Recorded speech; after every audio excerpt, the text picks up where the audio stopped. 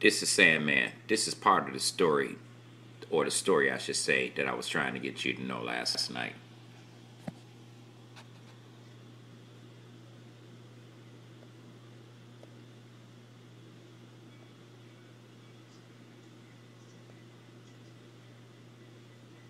Fear that this could get out of hand, evident here by the police presence today. Now, this all stems from the beating of a white man by a group of African-American teenagers. Police say 6 13 and 14-year-olds beat Pat Mahaney unconscious. Officers asked why, and the teenagers told them because they were bored.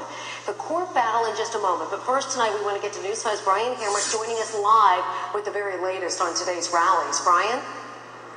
Yeah, Sheree, well, this is where they all gathered. Police, a group called the National Alliance, and a huge crowd. They were standing just a few feet from each other. Evil, racist rally that was going on. But were worlds apart about every other way. We're here to stand back and let them know that we do got something to say. We here. A series of crowd control barriers and police from at least 10 different departments separated the crowd from a total of 5 protesters who represent the National Alliance, described as a neo-Nazi group.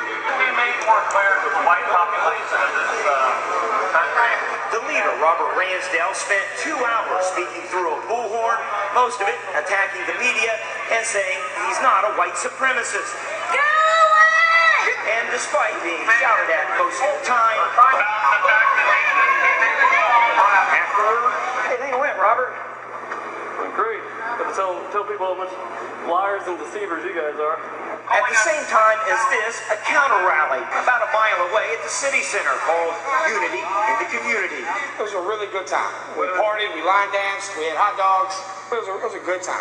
Most who came to the National Alliance rally felt the message was divisive, which in a strange way actually unified the crowd.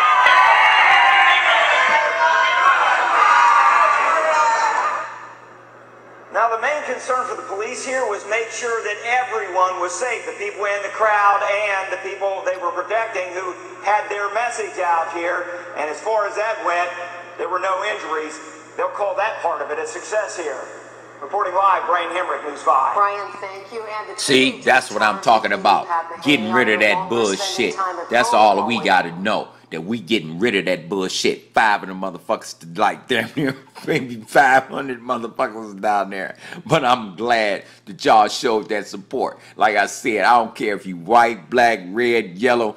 Do what you gotta do to end this shit and send them motherfuckers down to the core of motherfucking earth, because we don't need that shit right now. Right now, we need unity in this motherfucking country to get our shit back together. Fuck the shit. Okay, I'm willing to let it go. My ancestors been fucked around, and America fucked us all over as black people that carved this country, that provided for this country, that was there and loyal for this country, that would did anything for this country. So therefore, now, understand we need to put that shit to the side, because if we keep that image up, we are destined for nothing but death and chaos and corruption and no loyalty to nobody.